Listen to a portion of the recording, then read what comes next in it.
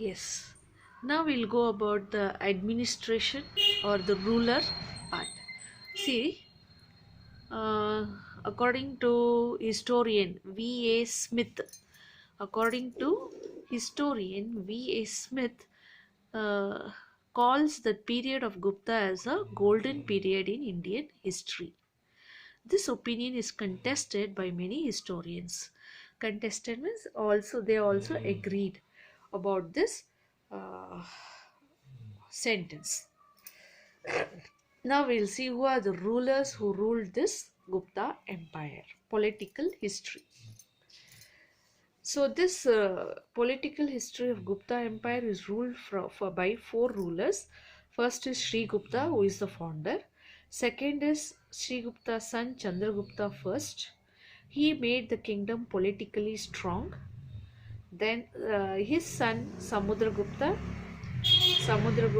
Then again the next ruler who comes after Samudragupta is Chandragupta II.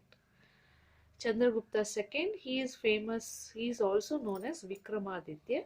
During Chandragupta second time only Kalidasa lived in his court. So after this they were attacked by Huns continuously and thus the kingdom came to an end. So how is that? We are going to read over here. See, among the kings, so Sri Gupta was the founder. After Sri Gupta, the kings played a major role in making Guptas politically strong.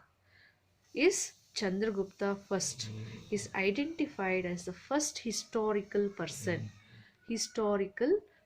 in history. According to that, the kingdom which was ruled was first Chandragupta first.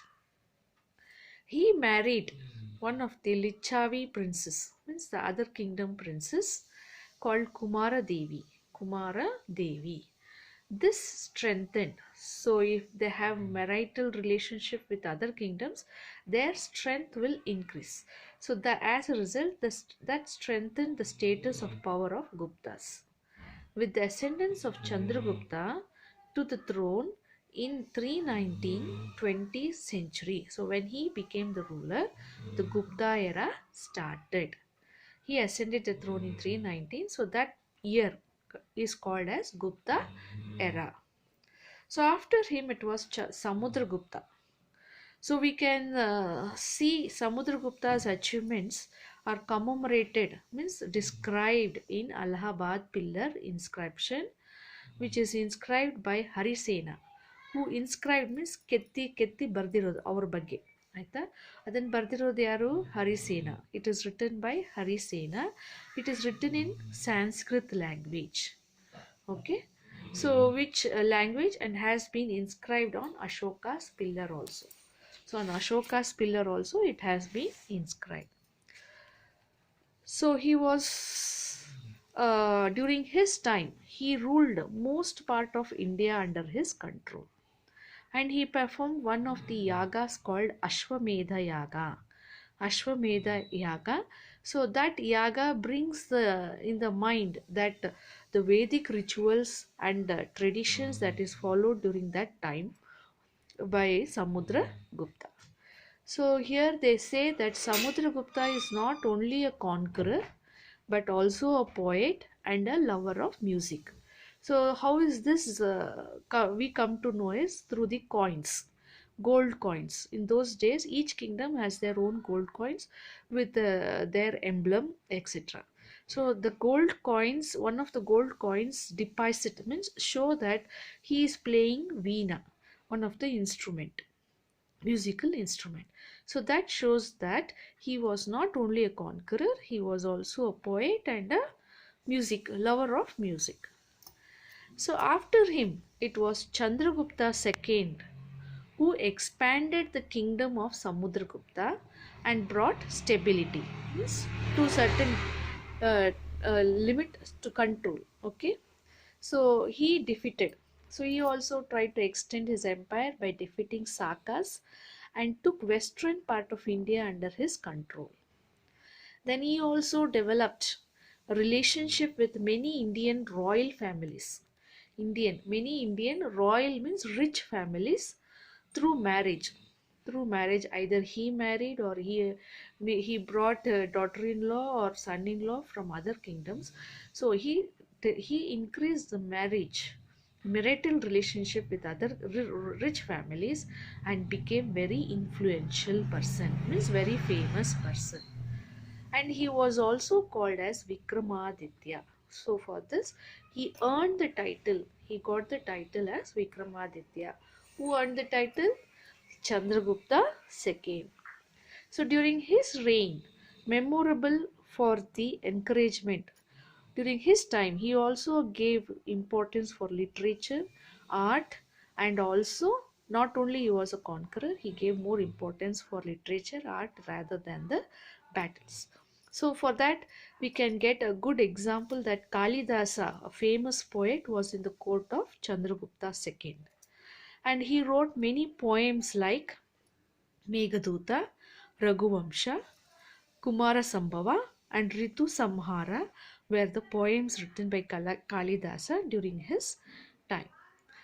Then Abhignana Shakuntala is also one of the noteworthy drama during the time of time of Chandragupta II, written by Kalidasa. Then the other persons who lived during the Chandragupta time were Shudrakas, Mrichakatika. Shudraka is a person name, Mrichakatika is a work written by them.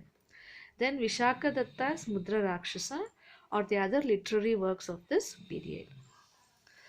So after this, when Chandragupta II was ruling like this, Gupta Empire was subjected to continuously attack by the Huns. Huns means the other kingdom, and thus this kingdom declined. Means they lost their power. So now we look into the administration of the kingdom of Gupta kingdom. So this Gupta kingdom was not fully equipped with the army people. So they were held by the vassals, means the other group of people who have money and supply all the requirements to the king during the time of time. So they were called as vassals. So hence the vassals became more powerful than the king.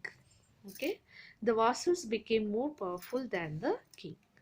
And the bureaucracy means the government, the ruling power was consisted of Kumara Amatyas, means ministers or a person who is appointed to that post.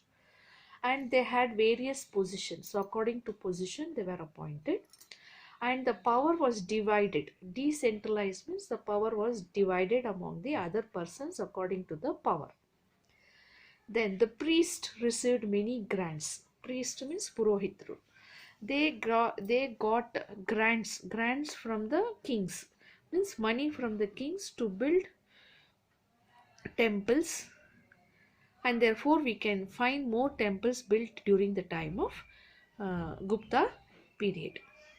So these areas not only enjoyed financial and administrative concessions, but also became independent in all matters. So in all matters they were independent, and later on the inhabitants, they controlled the people who come from other places. That is, inhabitants, farmers, artisans began to be controlled by the landlords who used to collect the revenue. So like this, in this way, society grew more and more complex. So as a result, the society became more big. Complex means big. Next, we'll go with the trade. So how was the condition of trade during the time of Gupta period? So during this period, the trade of Gupta had with the Westerners collapsed. So Western part of the kingdoms whom he had a relationship, that collapse, means they did not had like to have trade contact with the Guptas. So consequently, means slowly what happened, their economic system suffered, and the restrictions also was more imposed inside the kingdom also. So as a result, the big capital city Pataliputra was reduced to a size of village. Now we'll come to literature and religion. Okay. So in this period, that is in Gupta period, witnessed a great height of creation of various devotional and religious texts. Means they wrote many religious texts which related with gods, devotional type, like Puranas and Dharma Shastras. Puranas and Dharma Shastras. Then there were scientists also during this period, like Varaha Mihira, Bhaskara, Aryabhatta, Charaka, and Sushruta. So, in this, Varaha Mihira, Aryabhatta, Bhaskara made significant contribution to the astrology, astronomy, and mathematics. So, they gave more contribution, means they worked on astrology, means sky, astronomy, and mathematics, where Charaka wrote Charaka Samhita and Sushruta wrote Sushruta Samhita, Samhita which dealt with surgery. So, like this, uh, they were this was the literary contribution during the time of Gupta period. So, this is about the Gupta. Hope you all have understood about this lesson. Thank you, children.